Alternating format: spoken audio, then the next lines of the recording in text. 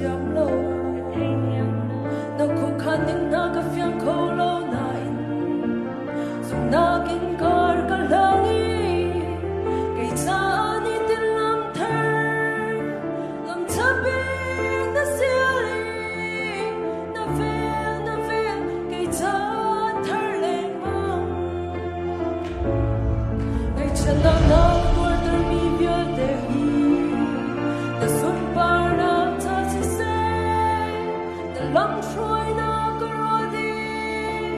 na ta choi na kareli na ta boy pa na ta shin shan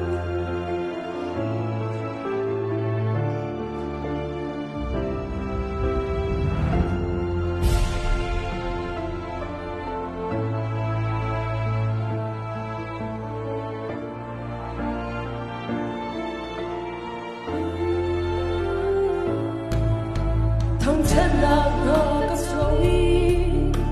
thong chen na ni ya ka sulta tu mu mi long na tha zinga ngai chen na an sang di cha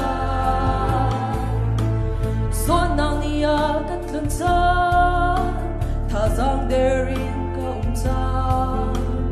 zerong hem boy ba hi tong na ka tor der the cha ma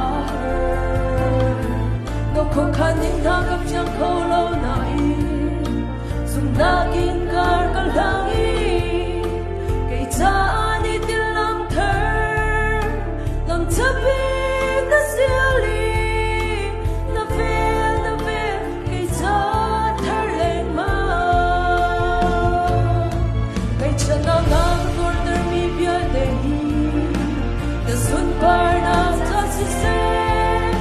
the lam troi na karodi na ta choi na kareli na cha boy pa na ta shin shan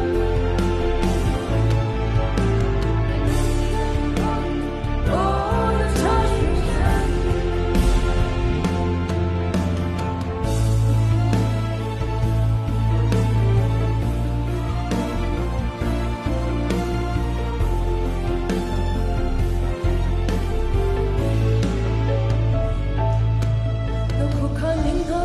kho lo na in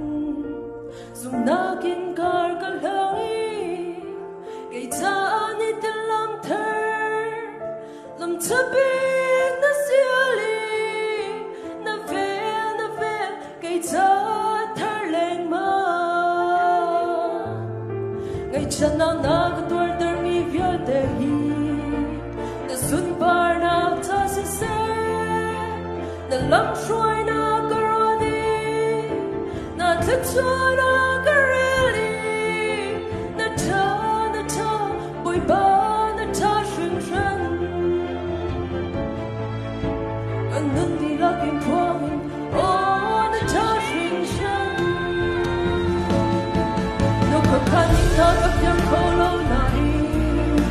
sum na kin kar ka langi kai cha ni til lam thar lam chabi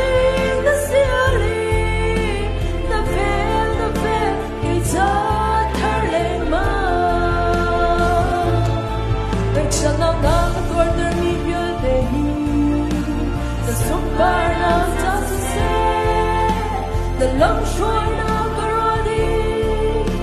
na ta choi na kareli na ta boy pa na ta shin shan